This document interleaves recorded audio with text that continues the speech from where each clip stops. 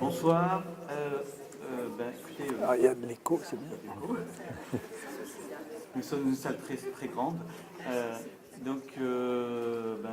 Merci d'être venu pour cette quatrième soirée du séminaire Les Voies de la Création, Maison le Rêve. Donc ce soir, nous avons vraiment la chance et l'honneur d'accueillir Bernard Chouvier. Alors Bernard Chouvier, bien sûr, c'est une figure de la psychanalyse en France pour plusieurs raisons.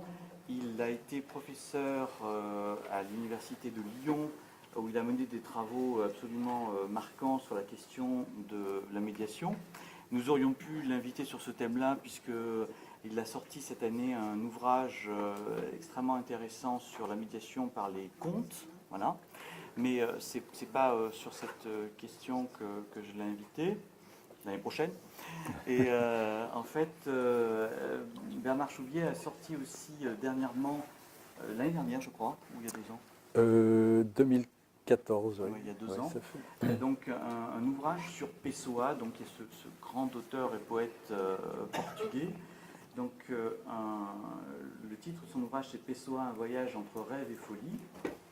Et ça me semblait être tout à fait intéressant que Bernard Chouvier vienne parler de ce travail, puisque c'était tout à fait dans l'axe du séminaire de cette année, c'est-à-dire les solutions qui peuvent être trouvées par certains auteurs à travers des productions artistiques. Donc on l'a déjà vu avec Obispo de Rosario, donc ce schizophrène qui est venu nous présenter Christian Hoffmann. Et puis donc aujourd'hui nous verrons avec Bernard Chouvier le travail de Pessoa. Et le mois prochain, au mois d'avril, ce sera Laurie Lofer, donc, qui est professeur à Paris 7, psychanalyste également, qui viendra nous parler du travail d'écriture de Romain Gary. Voilà. Donc Bernard Chouvier a été donc professeur à l'université de Lyon 2, il est psychanalyste et il est aussi à l'origine du réseau Création, qui organise très régulièrement des conférences et des colloques à Lyon et ailleurs d'ailleurs.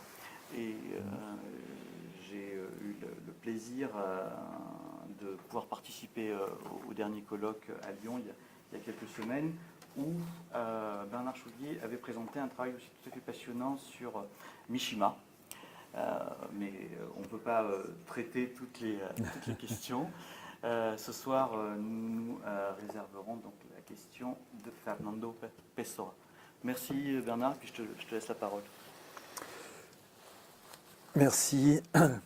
Alors je voudrais tout d'abord remercier donc Jean-Michel Vives et Frédéric Vinault de m'avoir invité pour cette soirée et pour pouvoir partager avec vous donc cette passion qui a été la mienne et qui continue à l'être sur Fernando Pessoa. Alors d'abord, je vous donnerai... ça va, vous m'entendez bien là ? Oui. D'abord, je vous donnerai quelques informations biographiques pour vous resituer bien l'auteur. Ensuite, j'aborderai la question de l'altérité. Comment Pessoa et les autres, comment quelque chose se construit autour de cette dynamique-là. Et enfin, dans un troisième temps, j'essaierai de parler de ce qui a été quand même la dérive mélancolique un peu de cet auteur, et ce sera la troisième partie de mon exposé. Alors, tout d'abord, quelques références biographiques. Fernando Pessoa, je crois, est l'un des grands auteurs portugais du XXe siècle, mais peut-être aussi l'un des plus grands auteurs littéraires européens et mondiaux du XXe siècle.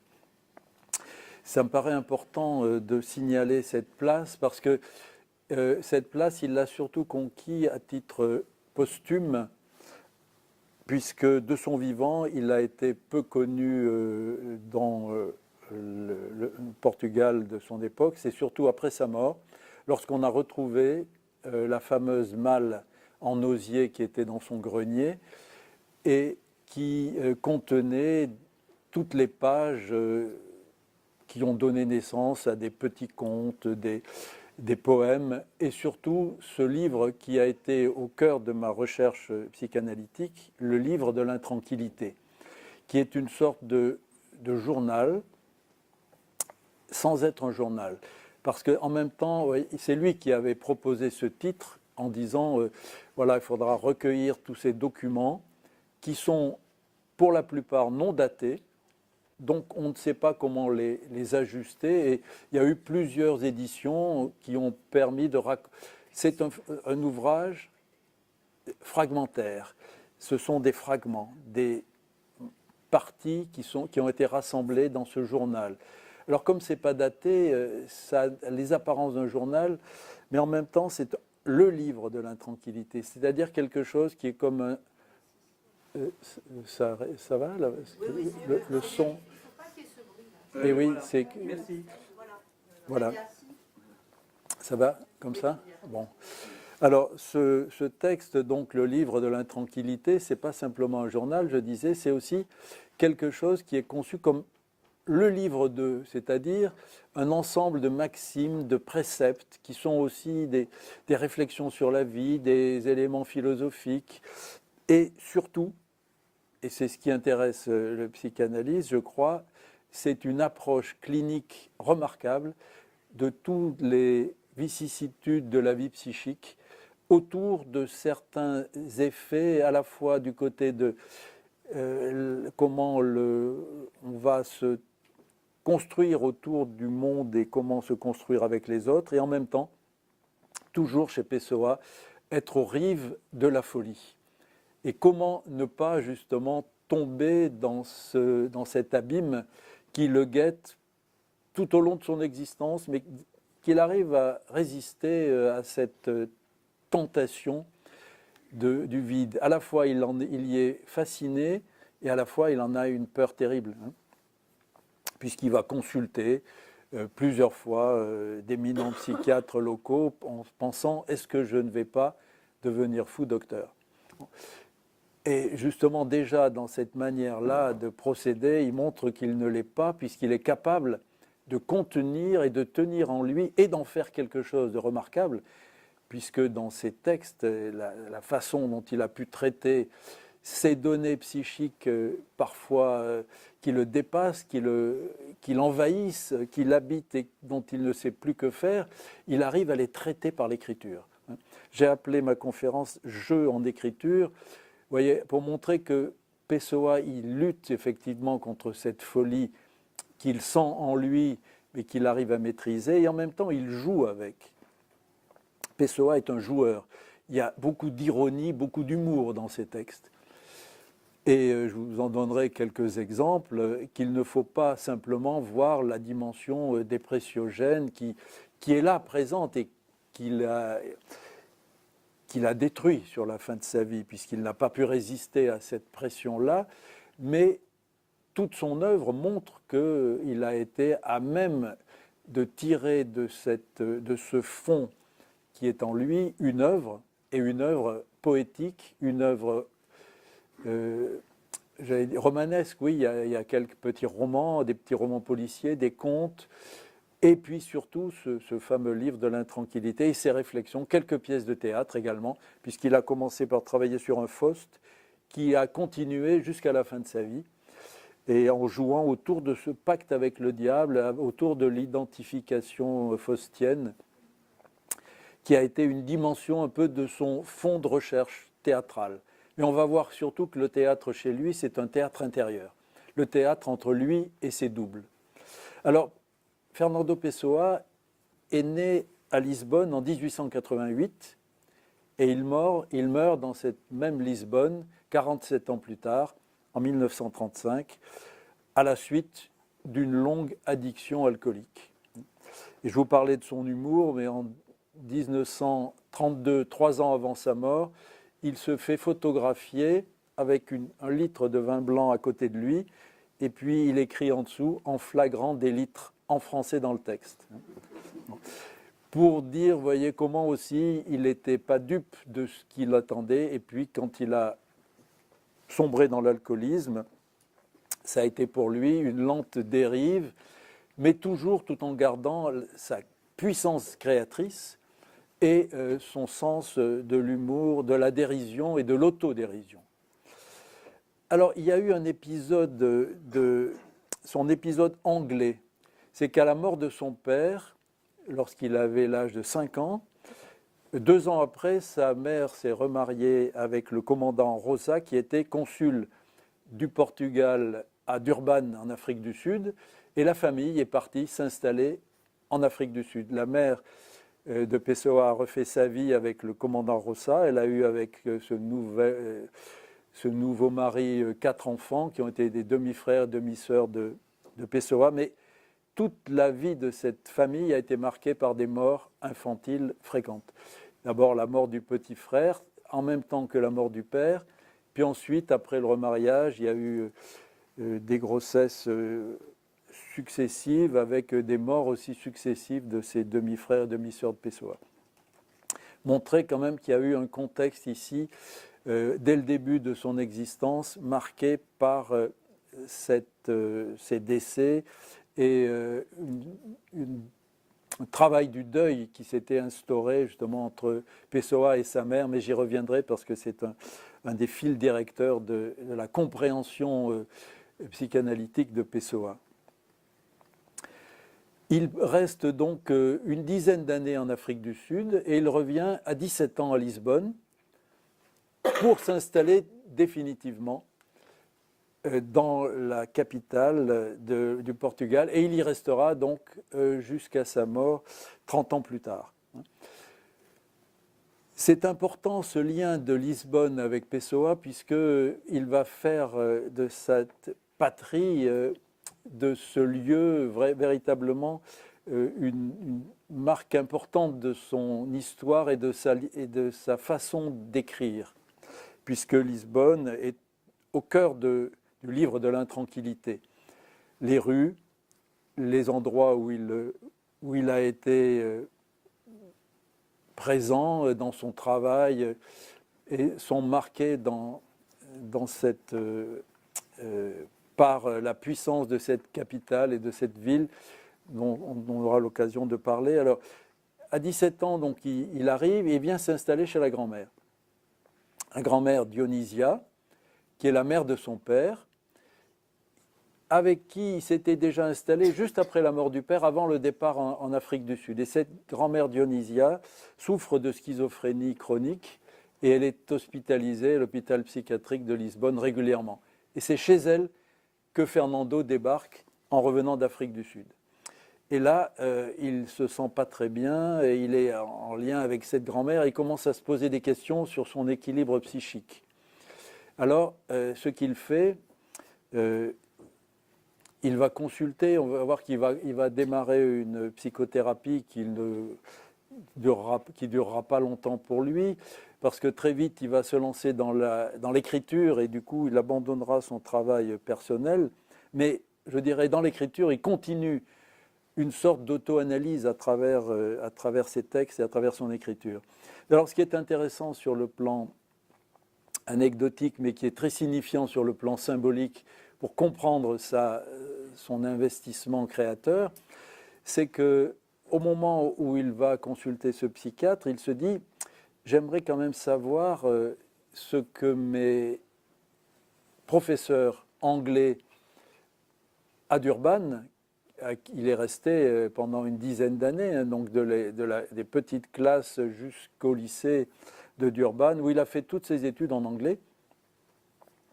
Et alors il écrit au proviseur du lycée où il était, il dit voilà, je suis psychiatre, il donne un nom inventé, et je viens d'avoir en traitement un jeune homme qui revient d'Afrique du Sud, qui s'appelle Fernando Pessoa.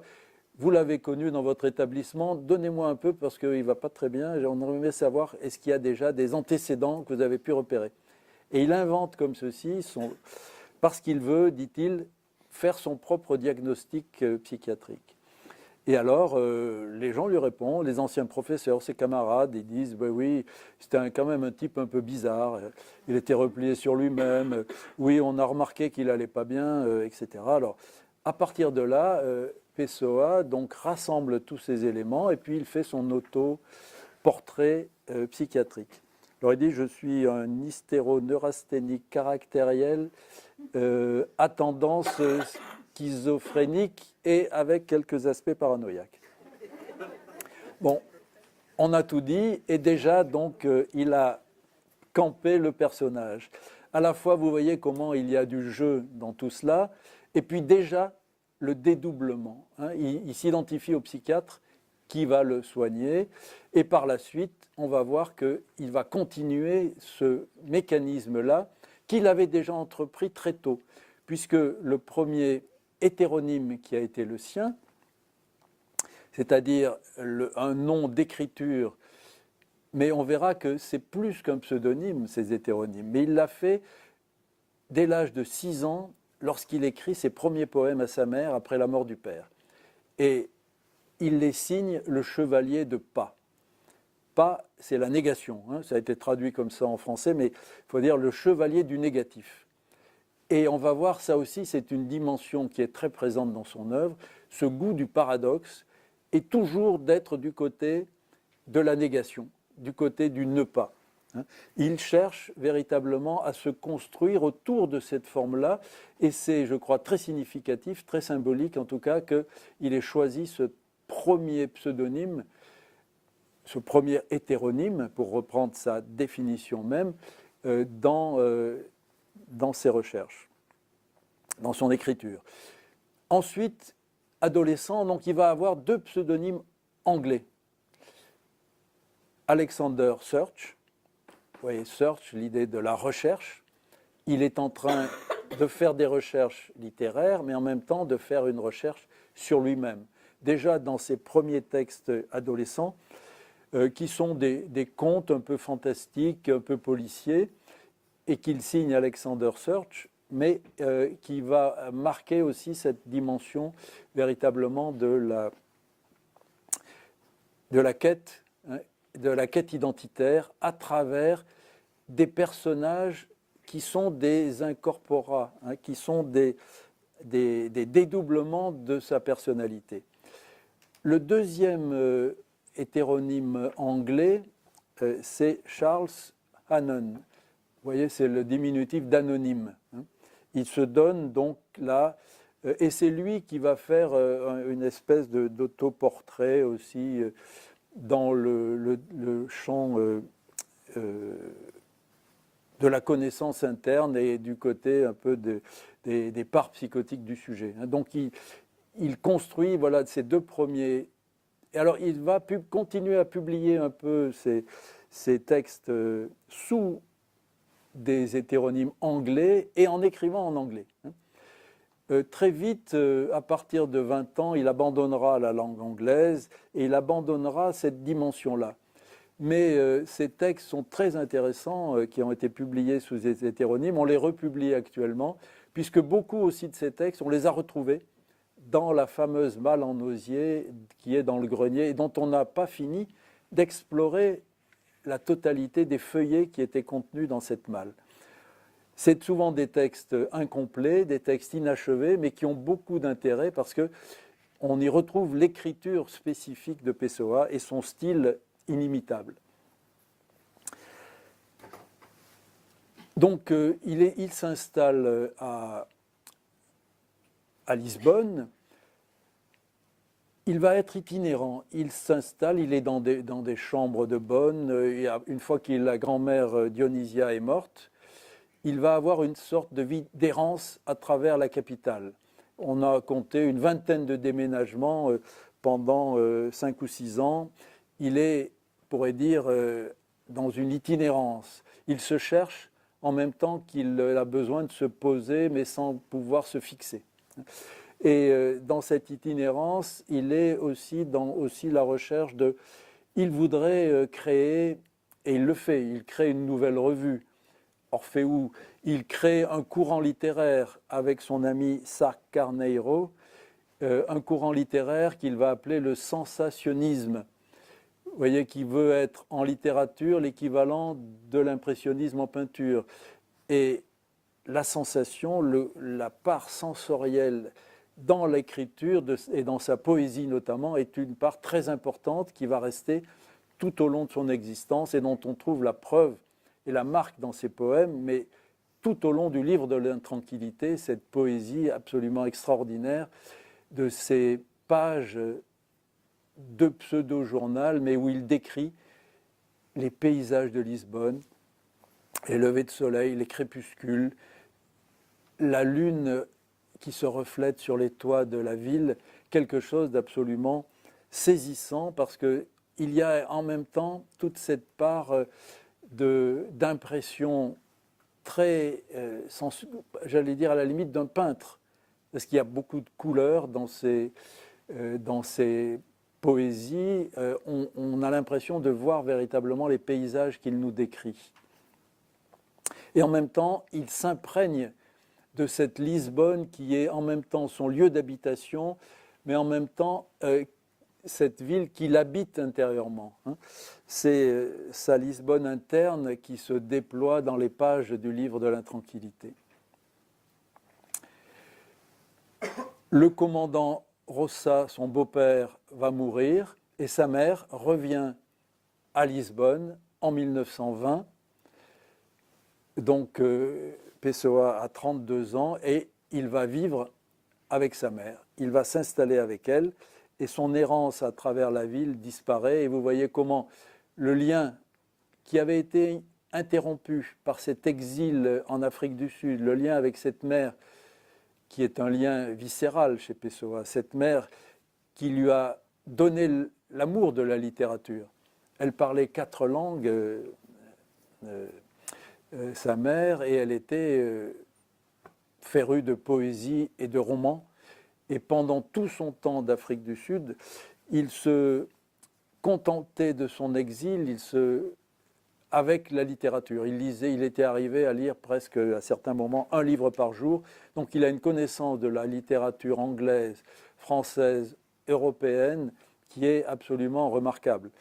Il a réussi à son retour à Lisbonne et dans ses revues et dans la création de ses courants poétiques et littéraires qu'il monte avec ses amis, donc vous voyez dans les années 20 et les années 30, une dimension très importante. Je passe aussi sur tout le courant politique, parce qu'il était féru de politique, il a aussi écrit beaucoup dans les journaux autour des événements tragiques qui ont été ceux du Portugal. Je me centrerai surtout maintenant sur la dimension personnelle qui se développe dans le livre de l'intranquillité. Donc il vit avec sa mère à partir de 1920, cette mère qui revient d'Afrique du Sud malade, avec les 2 décès de ses demi-frères et demi-sœurs qui ont eu lieu. Et donc il s'installe, toute la famille, dans la maison dans laquelle il restera jusqu'à sa mort. Sa mère ne vit que 5 ans, elle meurt en 1925. Et à partir de là, on peut dater véritablement la déchéance de Pessoa, qui va petit à petit sombrer dans ce fond mélancolique qu'il soigne lui-même avec l'alcool. Et pendant une dizaine d'années, mais c'est aussi là qu'il a écrit peut-être ses plus belles pages du livre de l'intranquillité et des textes. Et plus il approche de ses derniers jours, plus il est intense dans son écriture et dans sa création. Il passe sa vie dans les cafés, puisqu'il aime bien écrire dans les cafés. Il regarde aussi ses contemporains. Il est avide de comprendre les autres, mais pour les comprendre, il a besoin de cet anonymat. Installé dans une table de café, il regarde la vie sociale autour de lui, il regarde les types psychologiques, il regarde les personnages, et on voit défiler tous ces portraits dans le livre de l'intranquillité, des portraits qui sont absolument saisissants de rapidité. On a l'impression que ce sont, vous voyez, des portraits dessinés en instantané et qu'ils nous donnent à voir le buraliste du coin de tabac, le petit commis qui fait les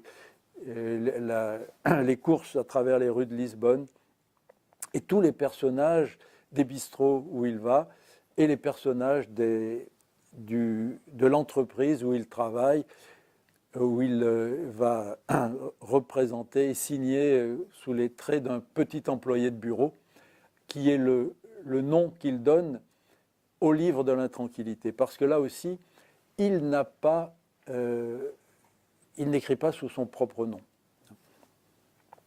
Alors, en 1932, donc 2 ans avant sa mort, 3 ans avant sa mort, il fait une lettre sur ce qu'on a appelé et qui a été publié sous le nom Les hétéronymes.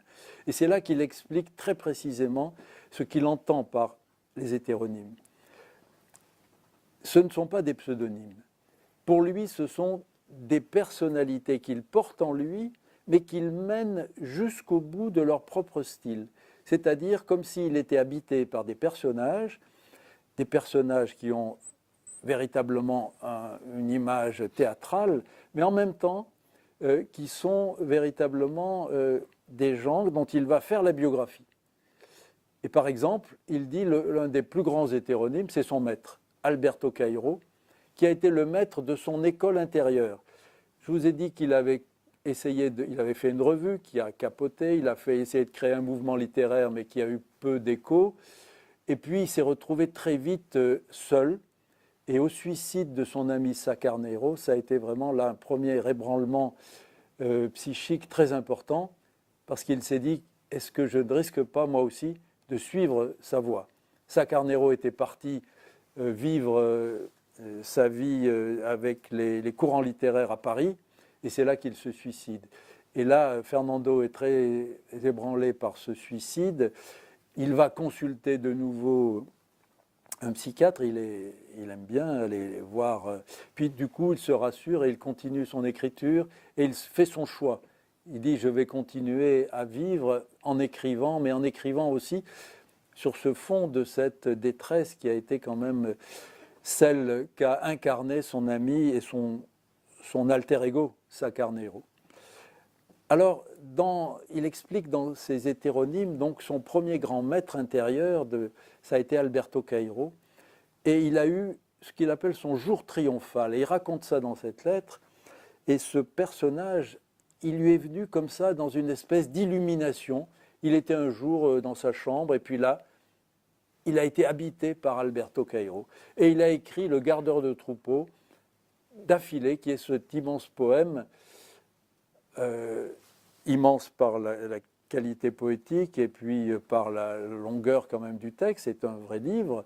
Il l'a écrit, dit-il, d'affilée comme ça, dans une espèce d'extase créatrice, vous voyez, qui renvoie un peu à ce qu'on a connu comme Blaise Pascal parlant de son illumination, où il avait déjà tout le projet de sa création et de son fameux livre sur l'histoire de la chrétienté. Là, Pessoa dit, ça a été cette illumination, j'ai trouvé mon maître en moi, et mon maître en moi a pris son envol. Alors ce maître, il lui écrit une biographie, il a quand même beaucoup de traits de son père, et il va, au bout d'un moment, quand il devient trop gênant et trop envahissant, il va le faire mourir de tuberculose, comme son père est mort de cette maladie à 44 ans. Mais ce maître, il va continuer à le travailler de l'intérieur. Mais il va faire aussi d'autres émules. Et dans cette petite école intérieure, son petit théâtre interne, parce que il le vit véritablement sur le mode d'une troupe théâtrale. Il vit ces personnages, il les habite et il se dédouble en eux. Ce qui fait qu'on n'est pas dans le phénomène de pseudonyme, on n'est pas dans le dédoublement, on est véritablement dans la création d'autres noms de soi-même, d'autres noms de soi. Et c'est ce mécanisme qui est passionnant pour la compréhension psychanalytique du personnage. Parce qu'il a réussi, au fond, à pouvoir dépasser et à traiter sa propre folie grâce à ce dédoublement de ses personnages. Il les a fait vivre, mais tout en gardant son unité psychique. Et c'est ce qui m'a paru tout à fait passionnant à comprendre dans le livre de l'intranquillité, c'est comment il a réussi à faire habiter tous ces personnages. Alors je vous disais, le deuxième, c'est Ricardo Reis. Il le fait très vite émigrer au Brésil et il aura sa vie propre, il est médecin, il a toute une histoire et il écrit sa biographie aussi. Et puis il a son style. Cairo a son style, Ricardo Reis a son style et le troisième grand hétéronyme, c'est Álvaro de Campos, c'est le plus hystérique de tous et c'est là où il dépose sa part hystériforme dans ce personnage et il écrit des poèmes flamboyants, baroques, enfin d'un style. Et puis on le voit très bien par moments, quand il dit « je joue devant ma glace », ce personnage, on le voit très bien, ce personnage flamboyant. Lui, c'est le Pessoa qui est dans l'extériorité, dans le spectacle, et qui se met en scène lui-même. Il a son style propre, et puis il y a le retour sur lui. Mais le Pessoa, dans l'école littéraire, alors il fait parler par exemple Álvaro de Campos, il dit « À notre dernière réunion, il y avait Pessoa, mais alors lui, il est toujours vraiment...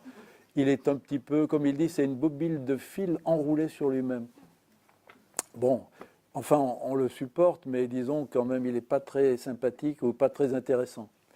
Et vous voyez, il arrive à se dédoubler comme ça et à se mettre en scène à travers les autres personnages de son théâtre interne. Les biographes ont dénommé 70 hétéronymes à travers toute son œuvre. Bon, alors, je pense que c'est un peu exagéré parce qu'il y en a, c'est simplement des noms qu'il utilise comme ça en passant, mais qui n'ont pas marqué véritablement sa vie psychique. Déjà, avec la dizaine d'hétéronymes principaux, je crois qu'on peut arriver déjà à bien construire sa vie psychique et à donner libre cours à ses parts psychotiques internes comme il a pu le faire. C'est par du rêve, dit-il, hein, puisqu'il dit « Moi, je suis un rêveur exclusif ». On pourrait dire avec André Breton un rêveur définitif. Hein. Et je crois que c'est véritablement sa dimension d'être toujours dans l'irréel, mais tout en gardant, je disais, la capacité de l'unité psychique. C'est-à-dire que ces personnages, quand ils s'expriment, ils disent « je ».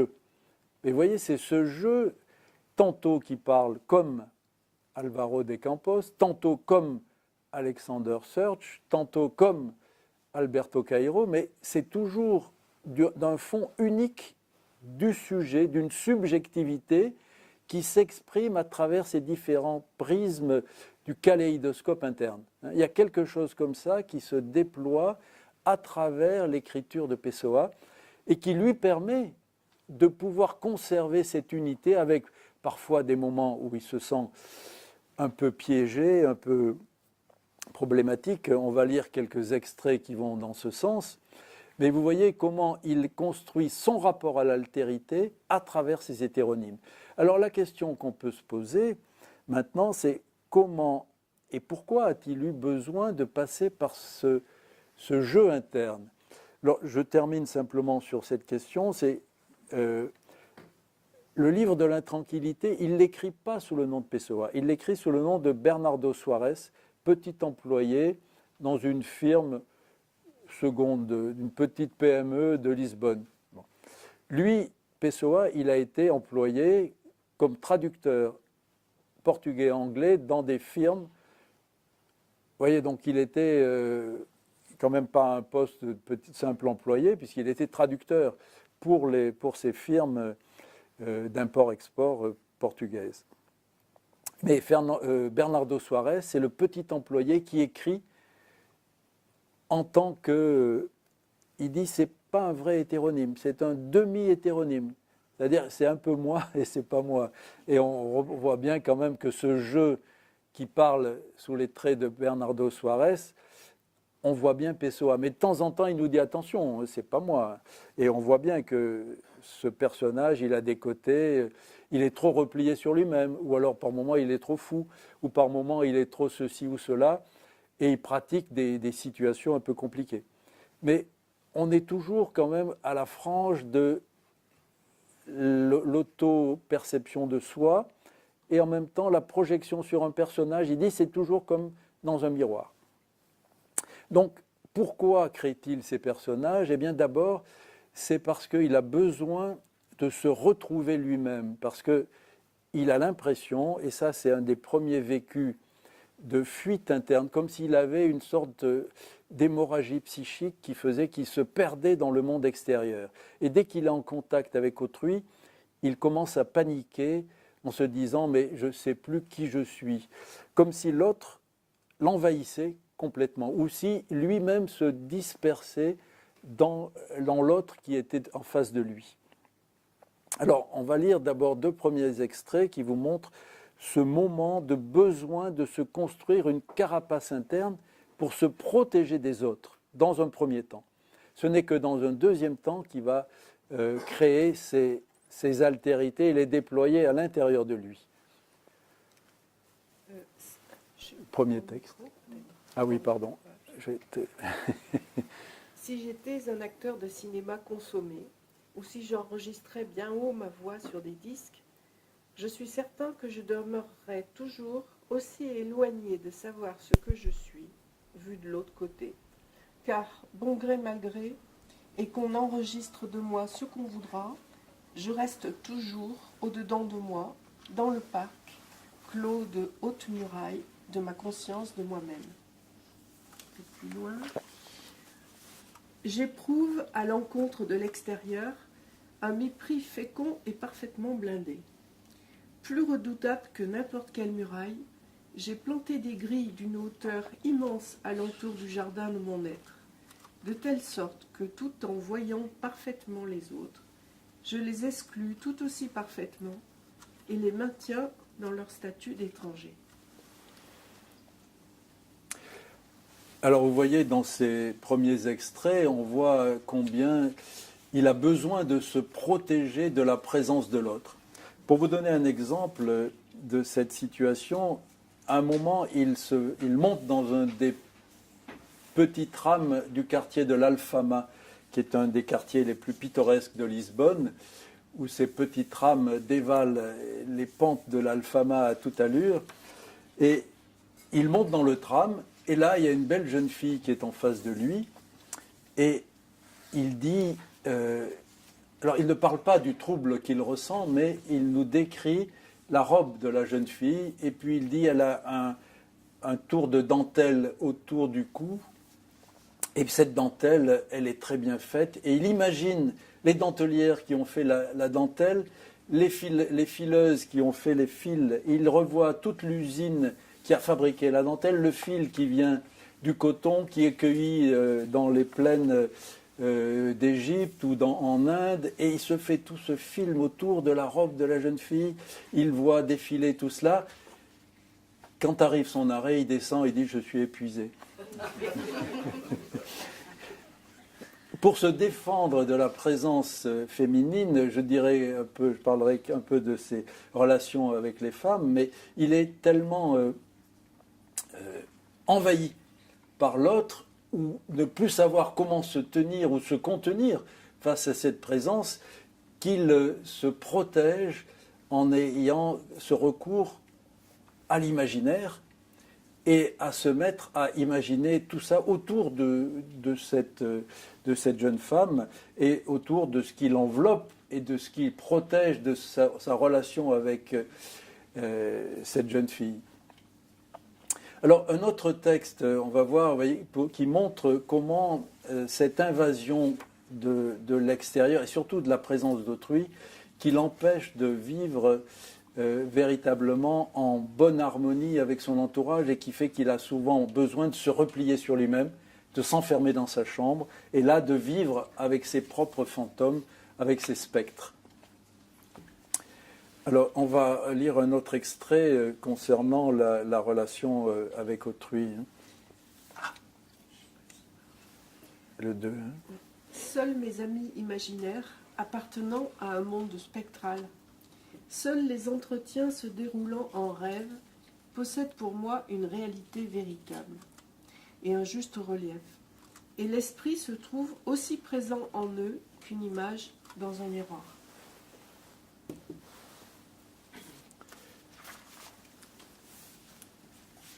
La présence de ses amis imaginaires, il les vit véritablement. Quand il est dans sa chambre, il le dit à certains d'autres endroits, il voit arriver un tel, il le salue et il va l'embrasser.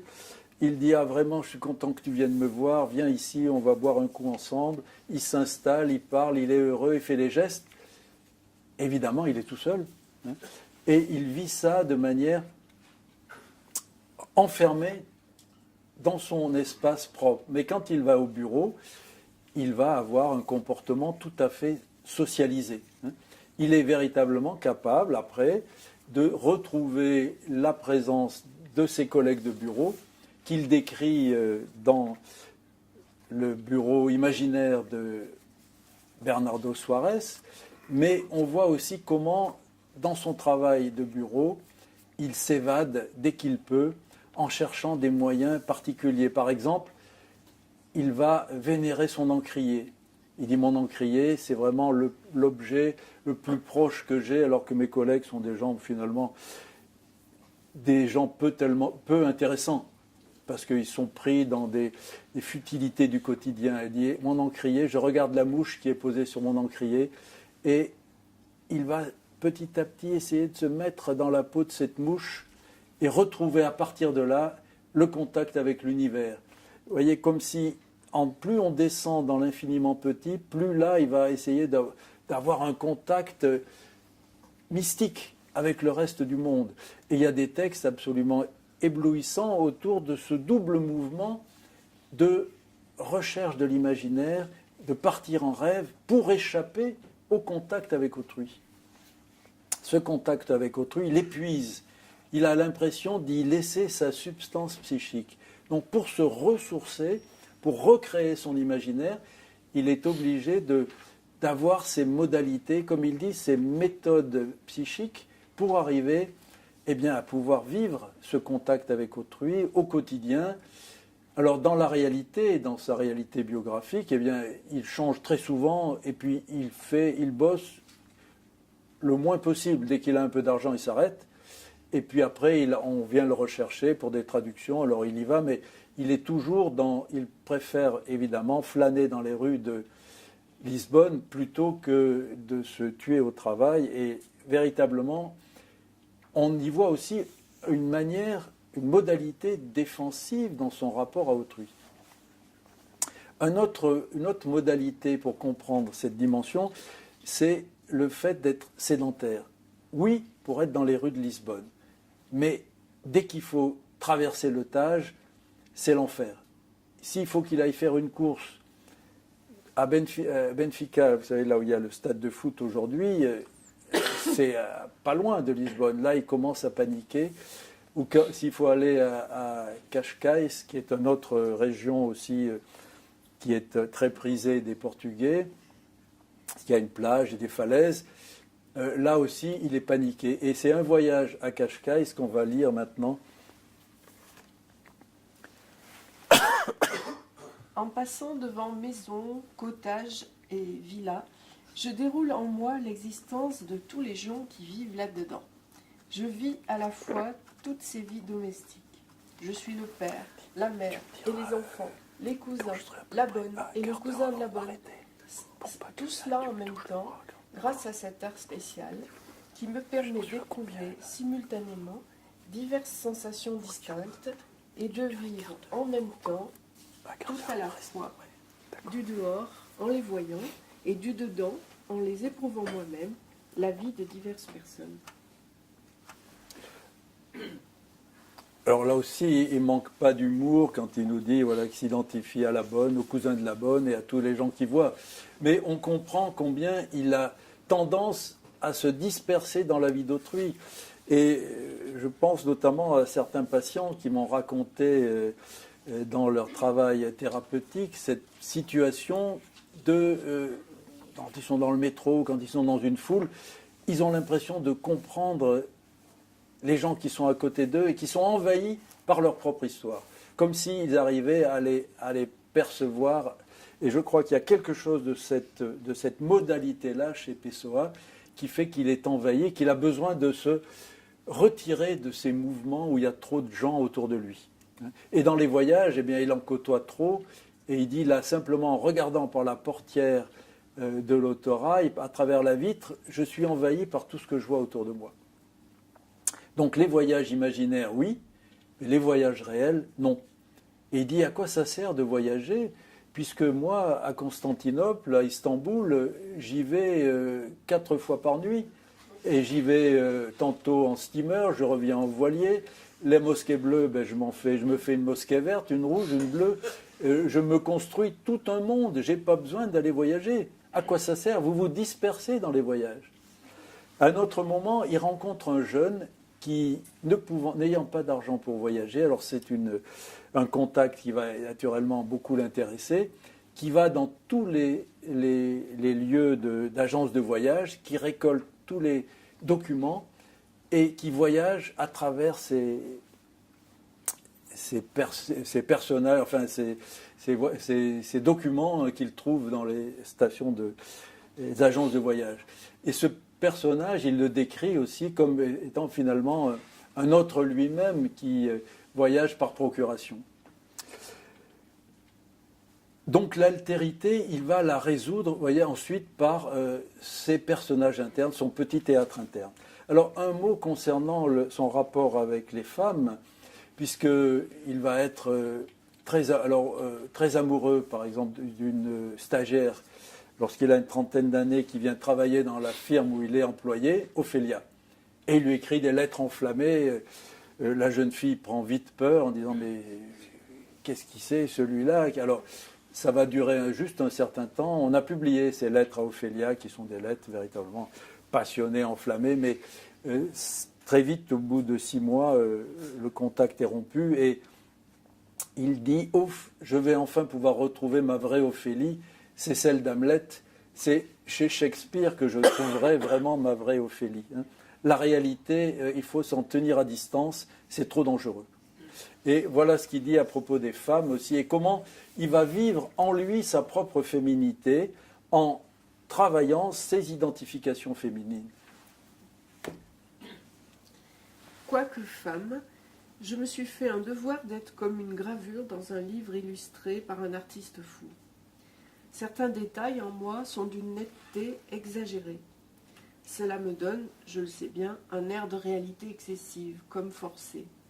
Je trouve que la seule chose digne d'une femme à l'époque actuelle, c'est d'avoir pour idéal de ressembler à une gravure. Étant enfant, je voulais être la reine de n'importe quelle couleur d'un vieux jeu de cartes qui se trouvait chez moi.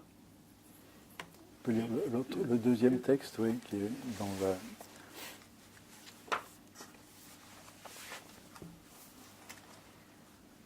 Le baiser ne touche pas la beauté d'une bouche, mais la chair humide de lèvres muqueuses périssables.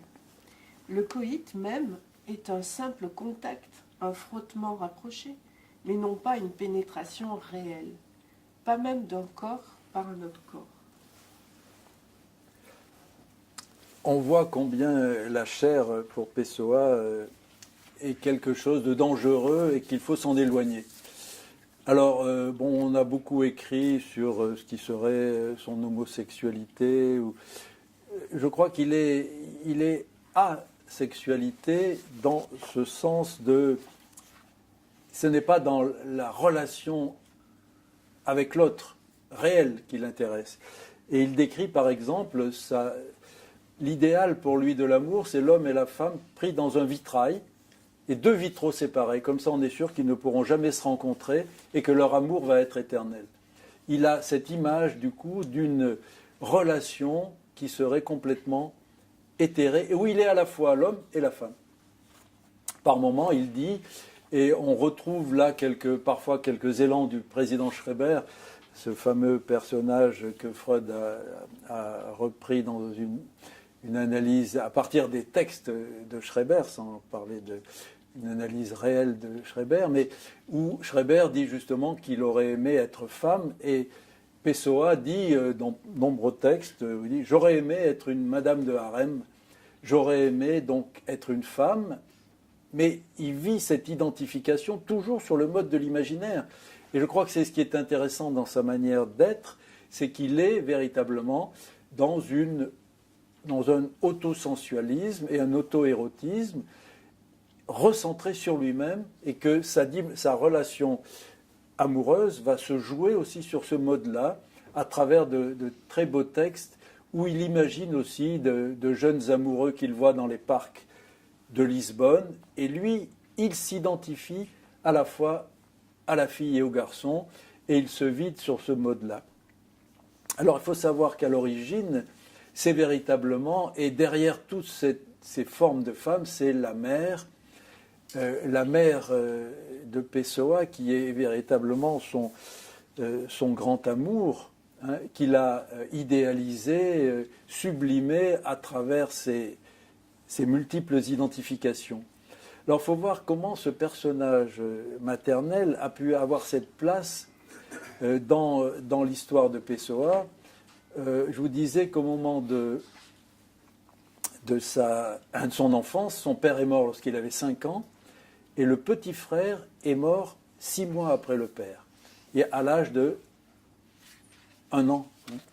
Donc la mère s'est retrouvée seule avec Fernando, mais Fernando donc avait perdu à la fois son rival oedipien et son rival fratrique, mais se retrouvait avec une mère qui n'était pas là. On pourrait dire une mère morte, dans la mesure où cette mère était endeuillée et passait son temps dans les cimetières, entraînant avec elle le petit Fernando, mais pendant 2 ans, il s'était retrouvé donc chez la grand-mère Dionysia, qui était prise dans ses mouvements délirants, et en lien avec cette mère, pris dans son deuil d'un mari et d'un jeune enfant, et lui collé tout le temps avec cette mère, mais vous voyez, une mère qui n'était pas là. Cette espèce de paradoxalité d'être présent avec une mère absente, et qui a été pour lui toujours liée à son impression d'abandon ou de déréliction. Quand sa mère revient d'Afrique du Sud, il va tout de suite vivre avec elle et s'installer là avec les 2 frères et sœurs qui restent. Et puis il y a des tantes qui viennent, il y a une famille importante. Et à la mort de sa mère, c'est là que le fond mélancolique de Pessoa va réapparaître de manière massive et qu'il va petit à petit se laisser emporter par ce fond mélancolique. On trouvera beaucoup de pages qui marquent de cette mélancolie dans le livre de l'intranquillité. Et je crois que ce qui est intéressant aussi, c'est de le comprendre par rapport à son histoire personnelle, sa propre mélancolie, mais aussi par rapport à ce qui a été et ce qui est toujours le fond nostalgique de l'âme portugaise, qu'on retrouve dans la Saudade et qui a été immortalisé dans le Fado. Et la Saudade, c'est ce sentiment alors intraduisible qu'a tout Portugais à un moment donné de la nostalgie. Alors c'est vrai que beaucoup de Portugais sont partis sur la mer, beaucoup sont morts en mer, ne sont jamais revenus, et il y a dans les chants, cette expression d'un vague à l'âme ou d'une nostalgie qui est très présente chez Pessoa, mais naturellement que lui vit en plus en lien avec son histoire personnelle. Et ce mouvement-là, qui je crois l'a emporté comme une sorte de vague interne, mais il avait toujours gardé sa dimension d'écriture, sa puissance d'écriture, son jeu ironique, puisque par exemple, peu avant sa mort, il est quand même capable encore de monter un canular avec le fameux Crowley, qui était un sataniste anglais, qui est venu le voir à Lisbonne, et ils ont fait semblant, ils ont un canular macabre, puisqu'ils ont joué le suicide de Crowley, qui a été publié dans les journaux portugais, alors que Crowley était rentré tout simplement à Londres, et Pessoa avait laissé les vêtements sur la falaise de Cascais pour jouer ce jeu. Donc, un canular un peu macabre, mais en même temps, ce fond mélancolique qui l'a emporté. Alors, je voudrais qu'on termine par lire un extrait d'un texte magnifique du livre de l'intranquillité qui s'appelle « Ma promenade au bord de la mer », où là, il évoque véritablement une nuit où il marche sur les bords de la mer par un clair de lune, et là, tous les liens du passé lui reviennent, et il se sent habité par tous les hommes qui ont compté dans l'existence, les héros de Homère, les héros de Shakespeare.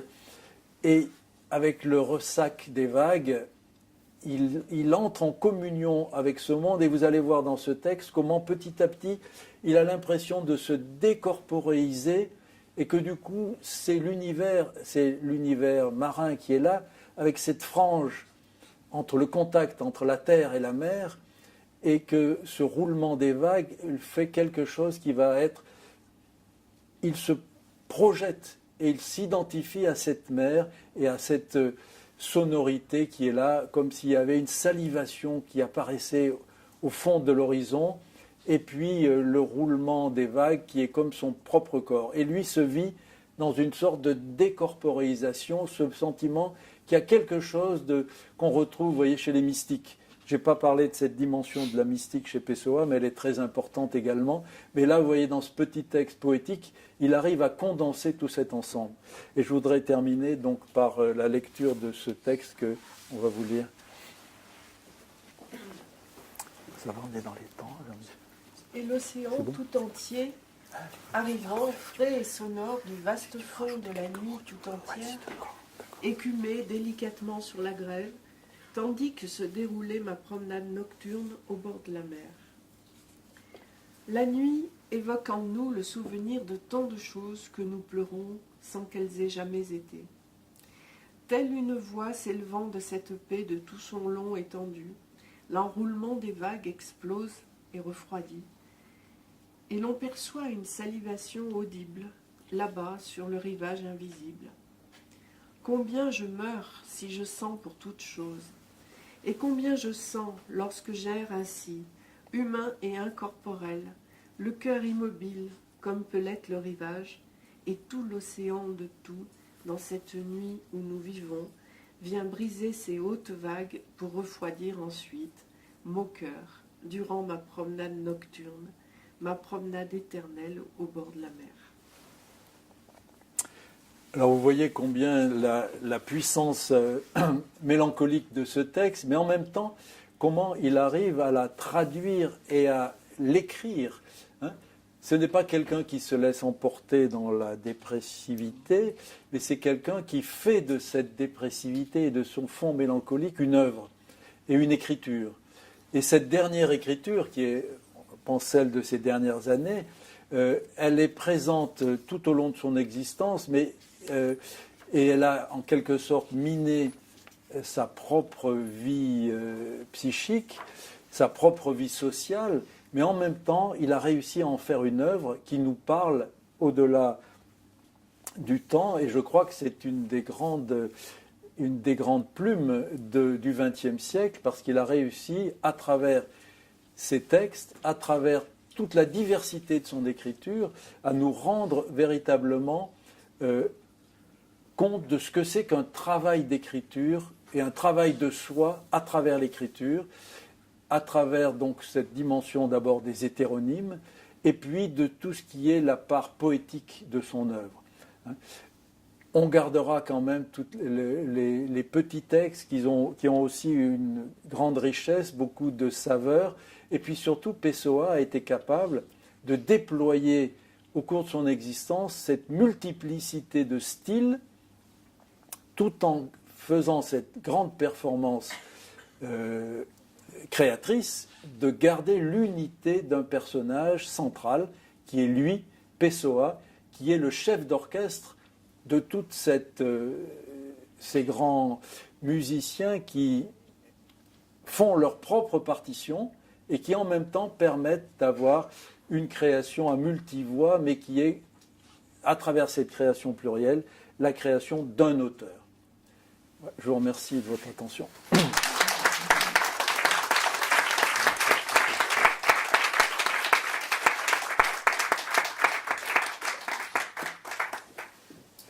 Merci beaucoup. Ça marche ? Merci. Non, c'est pas grave. Si, il marche. Merci Bernard pour ta magnifique introduction. J'espère que ça vous donne envie d'aller lire l'ouvrage qui explore bien sûr de façon beaucoup plus précise. Alors, il nous reste 25 minutes pour discuter. Je vais lancer la discussion en te posant une question qui a couru, je dirais, tout au long de ton intervention. Et en fait, c'est une... il y a une photo. Donc, la question, c'est comment tu comprends, toi, ce paradoxe qui est quand même extraordinaire, que pour faire de l'un, Pessoa ait choisi en fait le chemin du multiple. parce que là, quand même, ça ne paraît pas évident quand même quand on le dit en ces termes-là. Pessoa fait du multiple jusqu'à 70, tu l'as dit. Bon, oui. 70, c'est Un petit peu, l'extrémité. oui. Mais là, on pourrait penser à quelque chose qui serait du côté de l'éparpillement, du côté de l'éclatement, du côté de la dissociation.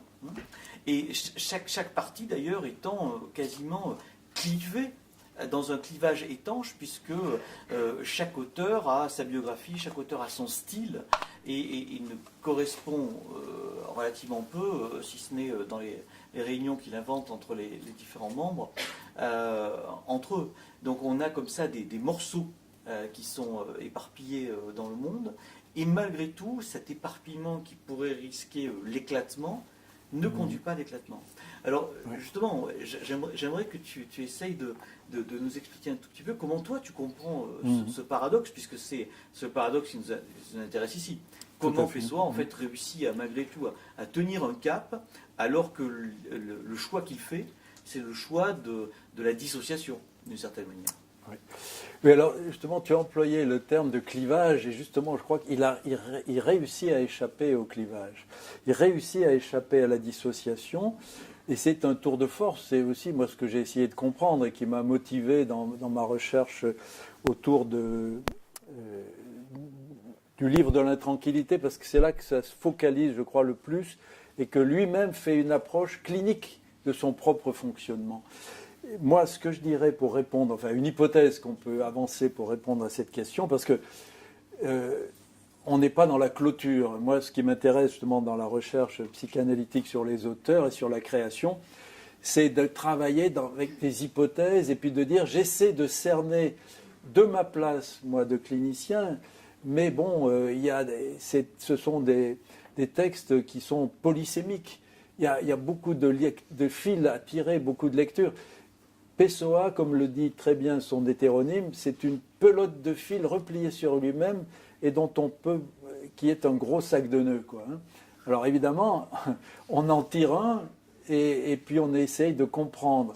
Mais moi, ce que je dirais, l'hypothèse centrale que je propose, c'est qu'il a toujours gardé ce point de vue de la subjectivité.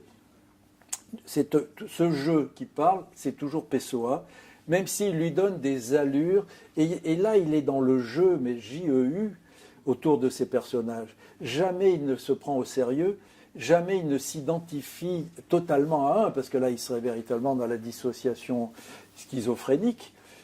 Il leur crée des histoires, mais il est toujours dans le miroir. C'est à travers les images du miroir qu'il voit ses personnages.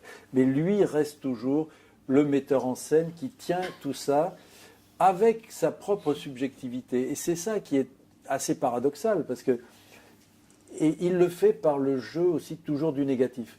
Il dit « je meurs d'avoir été tous ces personnages que je n'ai jamais été ». Là, il nous embrouille en même temps, mais c'est une manière de pouvoir traiter dans le paradoxe quelque chose de l'unité subjective à travers tous les éléments qui seraient dispersés. C'est comme s'il lançait la bobine, mais qu'en même temps, il arrive à la récupérer, toujours dans une espèce de jeu de Forda interne qu'il fait avec ses personnages. Alors il dit, tiens, je vais essayer de me lancer là, sous la forme du poète hystérique qui est dans le baroque. Alors, hop, je déroule la pelote, Álvaro de Campos, et c'est toujours moi qui tire le fil et qui le ramène à moi ensuite pour faire parler à notre personnage. Et puis lui, dans sa vie quotidienne, il est très cadré. Il a, j'allais dire, c'est pas comme Emmanuel Kant qui avait toujours le même chemin à travers Königsberg et qui revenait et que les lavandières réglaient leur montre sur son passage. Non, Pessoa... Et Kant Walker. Il est Kant Walker. Mais lui, il a ses itinéraires dans la ville. Il a son passage et il est toujours cadré autour de cette Rua dos Douradores, la rue des Doreurs. Ces Doreurs, c'est l'enchantement de la littérature qui dore tous ces quartiers qui sont parfois un peu défraîchis de Lisbonne, qui les dore de la beauté de la poésie. Et il a besoin quand même de ce cadre très précis. Il faut qu'il vive dans son... Lisbonne, au début, il est dans l'errance, mais ça, très vite, dès que Maman revient, il revient là, se cadrer dans le giron familial. Il a besoin de ça pour le tenir, effectivement. Il risquerait de se disperser, de s'éparpiller, mais là, il arrive comme ça à tenir. Alors, c'est l'hypothèse que je fais, moi, concernant cette manière de garder la maîtrise et dans le jeu, J-E-U, et dans le jeu, J-E, de cette subjectivité qui tire à la fois toutes les ficelles de ces différentes facettes. Mais quand on dit 70, évidemment, comme on peut dire, tiens, comment on s'identifie à tel personnage, nous, quand on va voir un film, c'est pas pour ça qu'on va... Et il y a un nombre limité, un nombre restreint des grands hétéronymes de Pessoa. Hein. On peut jouer aussi, nous, en suivant les biographes, à repérer tous les petits noms qui donnent des... Mais ça, ce sont pas de véritables hétéronymes, à mon sens. Les vrais hétéronymes, c'est les parts qu'il a pu maîtriser et contrôler en lui et qu'il a pu exprimer à travers ses différents personnages et ses différents styles.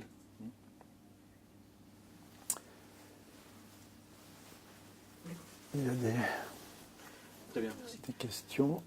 En fonction de ce Lisbonne, à un moment tu parlais de Lisbonne interne, etc. Mais Oui, ce oui. Lisbonne-là, un Lisbonne, comment on pourrait... Oui, moi je dirais que c'est un Lisbonne transfiguré qui donne à voir dans ses écrits, et un Lisbonne qui est aussi le retour à sa sécurité interne. Il a vécu son exil en Afrique du Sud comme un arrachement. Hein, il décrit dans certains passages ses souvenirs d'enfance de ce paquebot qui quitte le port, les bruits des chaînes, qui l'arrache à sa terre natale. Hein. Et il a pu, par l'intellect, a été un élève remarquable, il lisait, il a eu une culture, il parlait langues également, le français, il parlait français, anglais, portugais, espagnol, il développe les langues, mais la Lisbonne, c'est véritablement une attache comme une forme de mère, la mère patrie, bon, hein, mais c'est sa capitale, c'est pas simplement le Portugal. Même s'il développe, parfois, il a eu des textes autour véritablement un peu délirants en rejoignant certains courants portugais, le sébastianisme, des courants comme ça, le 5e Empire. Bon. Mais là, on est un petit peu dans des délires collectifs autour de la puissance du Portugal et de Lisbonne comme étant le centre du monde. Pour lui, c'est une centration sur un lieu d'habitation, mais qui est plus fort que son lieu d'habitation, parce qu'il dit bien que dès qu'il sort de Lisbonne, il est angoissé. Donc ces murs le contiennent, ces murs et tous ces personnages qu'il rencontre, mais qu'il tient à distance. Hein. Il les réécrit dans ses textes, mais lui, il s'y tient quand même à distance, mais il les voit. C'est la vieille dame qui étend sa serpillière dans la rue en face de sa chambre. Et comment il est là, il voit il dit à un moment donné, la réalité extérieure est ma réalité intérieure. Donc son Lisbonne, c'est pour ça que je disais c'est un Lisbonne interne, parce que c'est à la fois le Lisbonne du monde extérieur, dans lequel il vit réel, mais en même temps le Lisbonne transfiguré par sa relecture, sa manière de dorer et de redorer les rues de Lisbonne à travers lui, et à travers Par moments, il a certaines hallucinations. Il y a quelques textes du livre de l'intranquillité, par exemple, où il se promène sur la grande place dans le Lisbonne reconstitué après le tremblement de terre. C'est une ville, la ville très cadrée, très ordonnée, et qui se termine par la grande place du commerce. Et là, d'un coup, il décrit ça, il dit, puis il voit apparaître une pagode avec toutes les formes des pagodes chinoises qui est là. Il nous livre là véritablement un Lisbonne halluciné. À un autre moment, derrière le Tage, puisqu'il y a beaucoup de textes où il décrit le Tage, les levées de la brume sur le Tage, les animaux qui sont là, les canards qui sont derrière. Et puis après, là, il part dans des espèces de représentations complètement imaginaires autour de ce qui est cet au-delà du Tage, qui serait une espèce d'au-delà du monde. Hein. Donc comme si la Lisbonne devenait vraiment un microcosme qui est son propre monde interne, qui est projeté à travers ces murs de Lisbonne. Il y a quelque chose où là, il y a ce mouvement d'extériorité et d'intériorité autour de cette ville mythique, cette ville symbolique. Et alors, on a retrouvé, à un moment donné, on lui avait demandé de faire un petit livre pour les touristes de Lisbonne. Il a été publié, ce livre, et il a été dit comme très décevant, parce qu'il n'est même pas à la hauteur d'un bon guide du routard. Hein. C'est très plat, il n'y a aucun relief, comme dans les lettres à Ophélia. C'est vraiment là un Pessoa qui n'est pas du vrai Pessoa, un peu comme quand Mishima écrivait pour le nous deux de Tokyo des petites histoires d'amour. Il les a jamais signées parce que ils n'ont jamais été traduits, mais c'est des textes dont on rapporte qui sont des textes sans intérêt littéraire. Mais donc quand il a voulu écrire dans un cadre vraiment précis sur Lisbonne, c'est rien, quoi, c'est sans intérêt. Par contre, chaque fois qu'il parle de la Lisbonne qui est sa Lisbonne transfigurée, c'est-à-dire la Lisbonne de son enfance, où les souvenirs d'enfance se mêlent avec la réalité du moment. Et c'est les textes les plus beaux où, par exemple, dans les parcs, il revoit les parcs d'attractions quand il allait se promener avec sa mère. Et on est toujours dans l'espèce de frontière indécise entre le souvenir, la projection de ce souvenir sur les personnages du parc où il est, à travers les jets d'eau, les arbres. Et ça nous donne un Lisbonne. Bon, il faut pouvoir le relire avec les textes de Livre de l'Intranquillité, surtout pas avec son petit manuel touristique qui je crois, n'a jamais été véritablement proposé à des agences de tourisme. Parce que, par contre, quand on lit les textes, on redécouvre Lisbonne à travers les textes de Livre de l'Intranquillité ou à travers certains poèmes qu'il a publiés dans d'autres textes, dans des recueils de poèmes. Vous avez un recueil entier, une pléiade complète sur les poèmes de Pessoa, hein, uniquement sur les poèmes. On les a publiés aussi sous certaines formes, les poèmes d'Alvaro de Campos, les textes, parce qu'il y a des styles différents, mais on reconnaît toujours ce mouvement interne de Pessoa qui projette sur l'extérieur sa réalité interne et qui vit sa réalité interne comme une réalité extérieure. Il y a toujours ce double mouvement qui nous fait reconnaître le metteur en scène Pessoa à travers les différents styles qui nous sont proposés.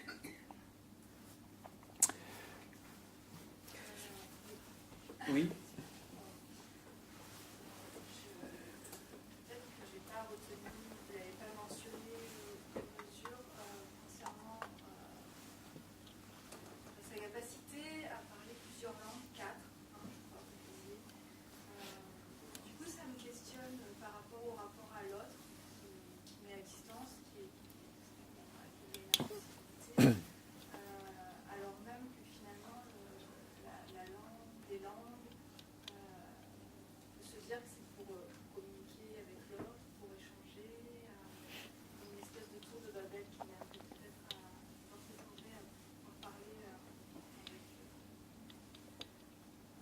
Oui.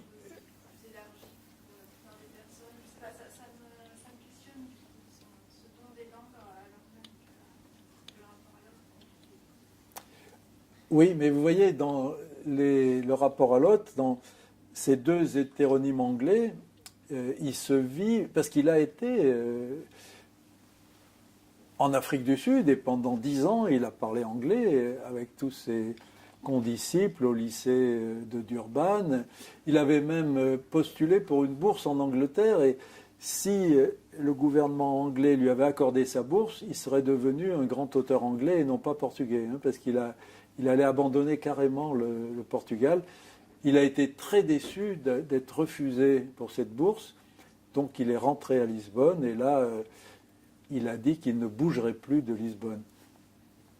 Mais l'anglais, il y a un Pessoa en lui qui parle anglais, quoi. Comme il est capable de faire des jeux de mots en français, comme le flagrant des litres.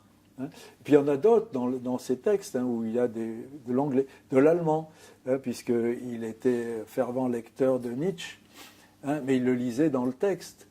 Donc c'est un personnage assez cosmopolite, mais toujours de son point de vue à lui. Et son contact avec autrui, il faisait la traduction pour les firmes, hein. Donc c'était cette manière de vivre, mais il le faisait à travers des textes. Hein, vous voyez, il a vécu aussi beaucoup dans le monde. Les langues, c'était aussi un monde interne pour lui. Hein. Et les surréalistes, il aimait beaucoup les surréalistes, il lisait les textes en français. Mais il a refusé de suivre son ami Sacarnero, je crois qu'il a bien fait, parce qu'il aurait peut-être suivi le même enlisement que lui, en partant sur Paris. Lui, il a vécu son moi français, si je puis dire, il l'a vécu en interne. De même qu'il était capable, dit-il, il s'entraînait à faire la bilocation, c'est-à-dire à dire je peux être à deux endroits en même temps. Et puis alors il essaye de le faire alors en littérature déjà. Il se décrit comme un marin sur un bateau anglais et en même temps il est en train d'écrire des parchemins alors à la même époque, puis après il essaie de le faire à deux époques différentes. Et, à des moments vous dites mais ça y est, il va sombrer complètement dans la dissociation, il va devenir fou. C'est là qu'il va consulter à un moment donné. Il arrête et puis il se dit bon, je vais quand même remettre un peu les choses dans l'ordre, revenir un peu. Mais toujours, il arrive à tenir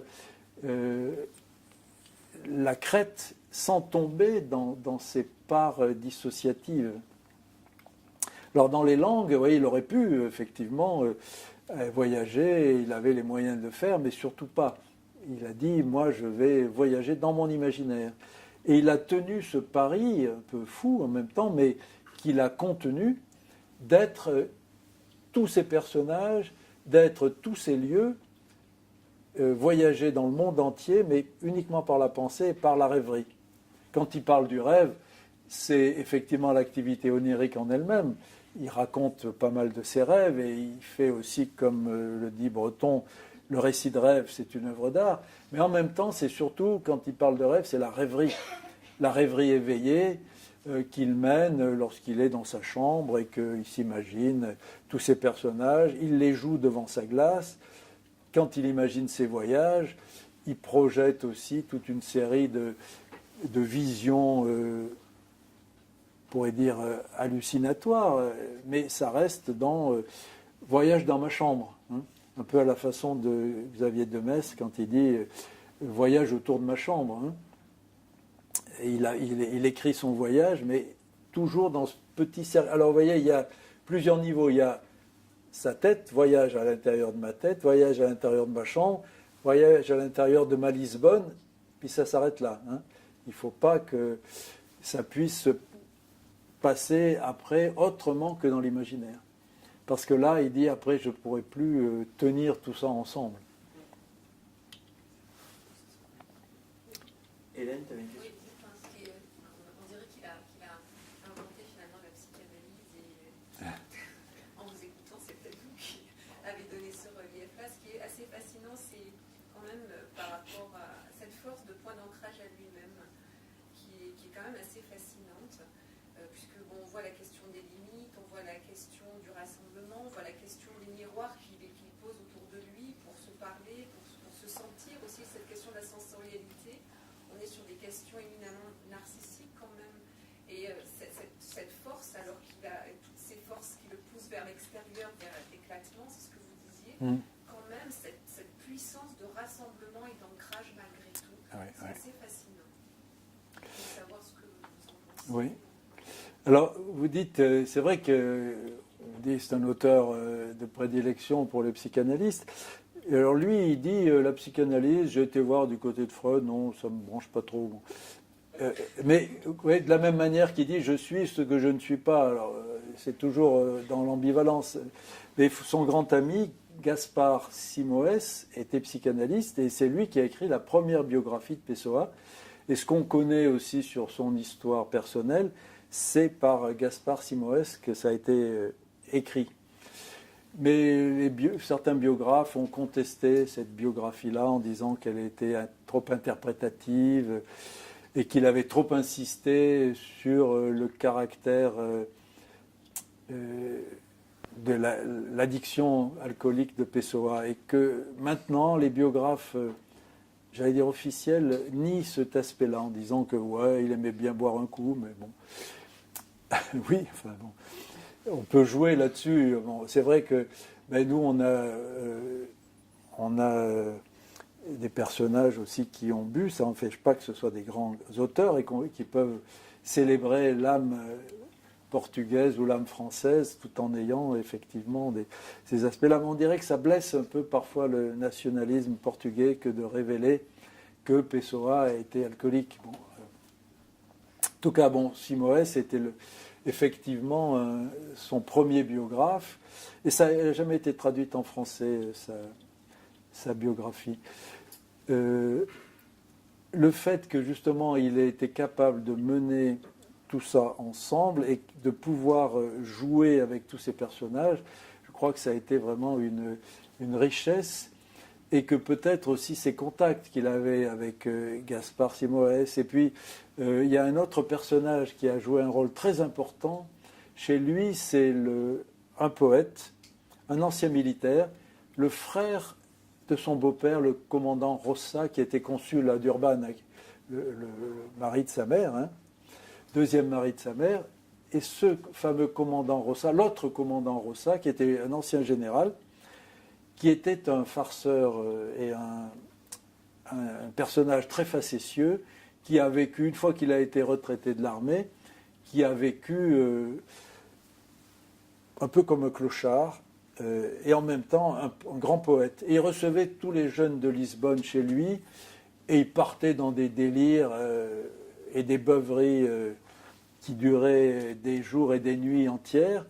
Et Fernando était très, très lié avec ce personnage, qui était un personnage très foisonnant, exubérant, qui était un peu la honte de la famille, hein, mais qui en même temps a été un personnage qui a marqué beaucoup la jeunesse portugaise de l'époque, la jeunesse littéraire que fréquentait Pessoa, et il a beaucoup été avec ce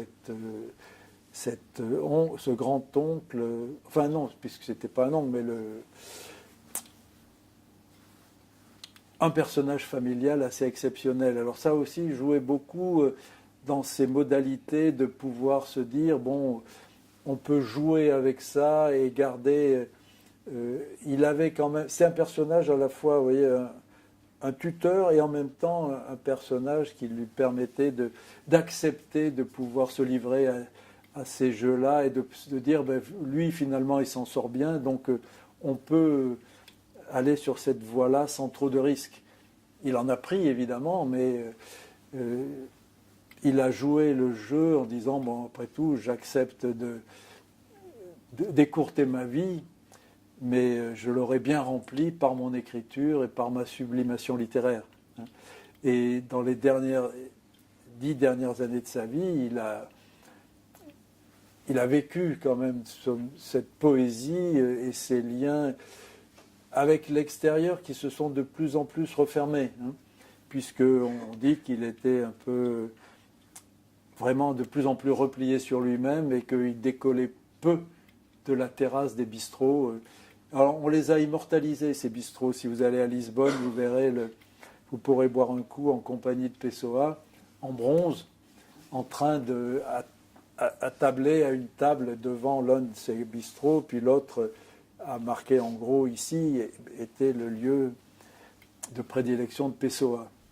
Alors il y avait le bistrot, il y avait l'authentique et le véritable, hein, les deux, où il était le plus souvent repéré, où il aimait aller regarder Lisbonne et regarder les gens de Lisbonne, mais toujours dans une position de retrait, en disant un peu qu'il aurait aimé être invisible à cette position-là. Ça lui permettait de faire une galerie de portraits de ces personnages qui décrit bien dans ses poèmes, notamment un des poèmes magnifiques qui est Le Bureau de tabac. C'est un poème qui est signé Álvaro de Campos, mais où on retrouve toutes les figures stylistiques de Pessoa. Alors, sur la langue, par exemple, aussi, il faut savoir que l'écriture... Alors, il faut rendre hommage aux traducteurs, parce que les traducteurs ont réussi à rendre, je crois, assez bien en français, les jeux avec la langue portugaise. Il prend beaucoup de liberté, il crée des néologismes, il invente des mots, mais toujours quand même en restant compréhensif. Ce n'est pas comme James Joyce qui arrive à une écriture dans Finnegan's Wake qui est illisible pour le commun des mortels. Pessoa est toujours compréhensible, mais il prend des libertés avec la syntaxe, il invente des mots, il construit de nouveaux mots.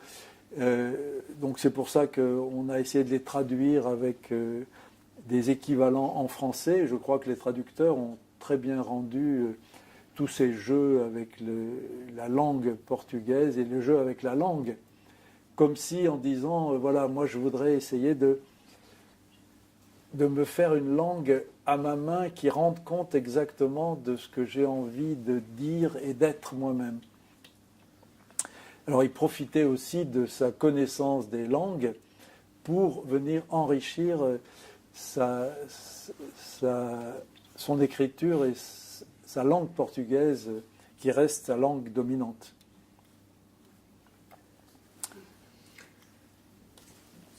Je pense qu'on va en... Elisabeth, la petite remarque. Vas-y. Oui, justement, est-ce que en Pessoa, il n'y a pas plusieurs mois, mais plusieurs jeux? Et comme dirait Rimbaud, le jeu est non pas un autre, mais une dizaine d'autres. Oui. Est-ce que c'est pas plutôt du côté du jeu qui a cette multiplicité là, Oui, non, oui. Mais non, je maintiens l'idée, moi, que c'est le jeu unificateur et les moi qui sont multiples. Parce que c'est par une position de sujet qui est en jeu, c'est-à-dire un ici et maintenant, que je parle, je suis en train de parler, c'est ce jeu-là qui est la mise en actualité de la psyché, qui est fédérateur et qui permet de ne pas être emporté dans la dissociation de ces moi multiples. C'est comme ça, moi, en tout cas, l'hypothèse que je ferais pour saisir l'ensemble. C'est-à-dire qu'il a eu ce jeu qui parle et qui est toujours celui qui parle ici et maintenant. Alors, il parlera avec les mots d'Álvaro de Campos, mais le jeu qui est là, il est toujours maintenu comme tel dans l'actuel, comme si le temps pouvait s'arrêter en même temps dans ce présent permanent. C'est un présent immédiat d'un ici et maintenant qui est le sujet de celui qui parle. L'énonciation. Le sujet de l'énonciation, voilà. Et que les moi multiples vont défiler à travers ce jeu, comme si, voilà, il va parler dans le style de l'un, de l'autre, mais lui garde cette unité. Je crois que c'est important de le comprendre comme ça pour éviter qu'on parle dans le clivage, dans la dissociation et dans l'éclatement. Le kaléidoscope, si vous voulez, il se déroule devant ses yeux, les images changent, mais lui, il est toujours l'œil qui regarde et qui tient toutes ces images ensemble. De Très même bien. que le... Oui, je disais... Bon. Merci.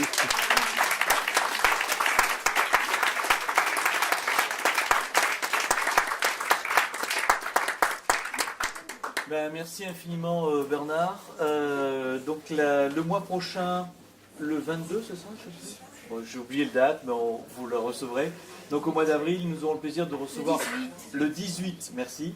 Le 18, donc, nous aurons le plaisir de recevoir Laurie Laufer, qui est une collègue de Paris 7, et qui viendra nous parler de Romain Gary et son hétéronyme peut-être, je sais pas.